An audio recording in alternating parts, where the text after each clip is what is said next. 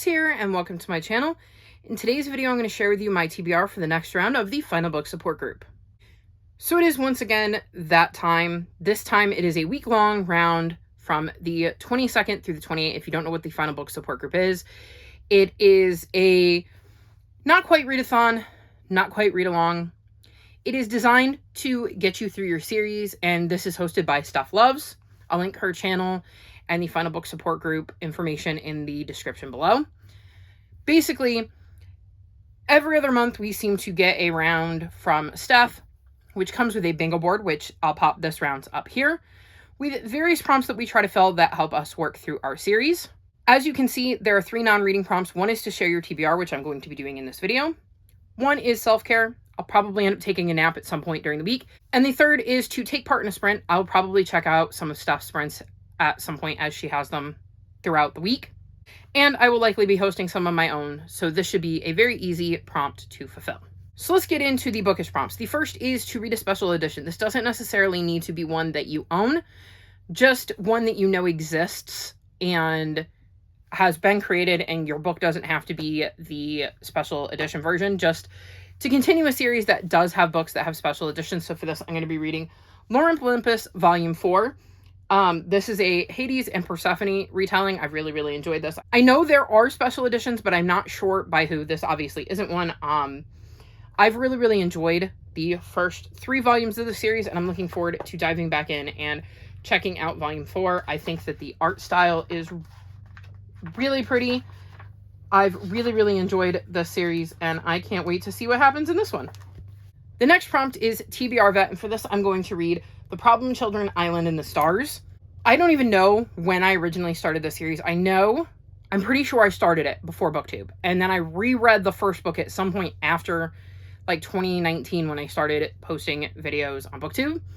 So I think this counts as a TBR Vet. This is the third and I think final book in the series, and it follows this group of children whose last name is Problem, and they were each born on, I believe, a different day of the week, and they're very interesting.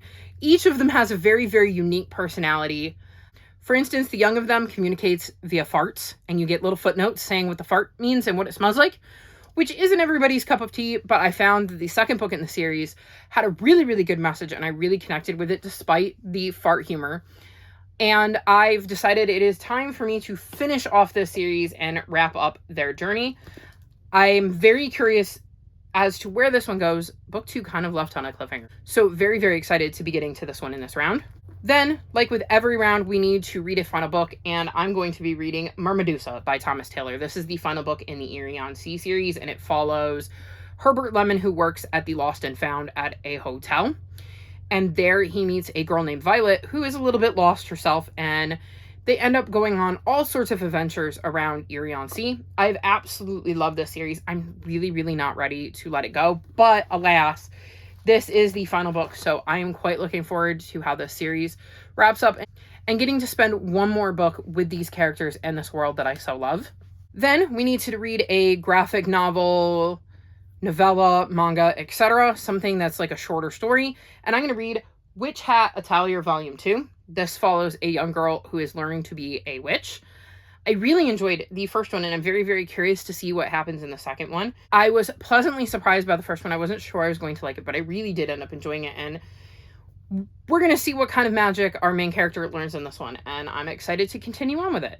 Then we have Continuation Station, which just means to continue a series, and I'm going to read Greenwild, The City Beyond the Sea. I really loved the first book in this series. It follows a young girl named Daisy who ends up finding a door, I believe, in a garden, if I remember correctly, and it leads her to the world of Greenwild, and she has to figure out what she's doing there and what is going on. And in this one, we're kind of going to continue her journey. I've, like I said, really loved this book. I love that it's got like a design on the cover. Like, I think that the cover is gorgeous, and then we have end papers that are beautiful. I cannot wait to dive back into this world and see what Daisy gets up to in this one. And there's also a kitty, and if you know me, you know I love kitties, so I'm very excited to get into this one. And then the final book prompt was poll pick. So I picked 4 series that I'm in the midst of, and put up a poll in my community tab. I'm just going to run you quickly through the options. I had a dagger for the Traitor's Blade, which is the 5th book in the Blackthorn Key series. I put a cat for Crimes and Covers, which is, I think, the 6th or 7th book in the Magical Bookshop Mystery series. I put up a drop of blood for Murder on the House, which is the 3rd book in the Haunted Home Renovation series. And then I put a dragon in for The Princess Who Flew with Dragons, which is the 3rd and I think final, or the very least most recent book in, I believe it's like the Girl with the Dragon Heart series. And the winner of the poll is, as you can see, a kitty cat, which means I will be reading Crimes and Covers. So this follows Violet? Yes, Violet, who in the 1st book comes back to her hometown. She hasn't been there in a while and has a very good reason for it, but her grandma Daisy tricks her into coming home. Once there, her grandmother ends up getting accused of a murder, and it incentivizes Violet to stay. She also learns that her family has magic, that the bookstore her grandma Daisy owns is magical, and Violet is now the new caretaker. And she's not sure how she feels about that, but she has to stay to help her grandma Daisy. I have no idea what's going on in this one, though I do believe it's set at Christmas time, but I've really, really loved this series and getting to learn about Violet's magic and how that has manifested. I really love the relationship she has with her grandmother. She has a little cat that helps her out and kind of follows her around, and I really, really love having a cat companion in a cozy. So I'm very, very excited to dive back into this series and see what Violet gets up to in this one. So this is my TBR. I'm very excited about all of these series. I'm quite looking forward to diving in and seeing where I can go with this. There will probably be other sequels I get to in this week because this does not feel like a full week's worth of reading for me. So I will definitely be doing a vlog where I work through this and maybe some other sequels that are on my TBR. But very, very excited to dive back into these ones specifically. And once again, thank you, Steph, for hosting. This always does such a great job at making me accountable for series I'm in the midst of. And again, all of the information for this readathon, read-along, book club, however you want to look at it, will be linked in the description below. I think that's everything, so I'm going to wrap this video up. All of my social media is linked in the description below if you'd like to come chat with me. If you've made it this far in the video, leave me cat emojis in honor of my poll pick winner. Like this video and subscribe to my channel, and I'll talk to you next time.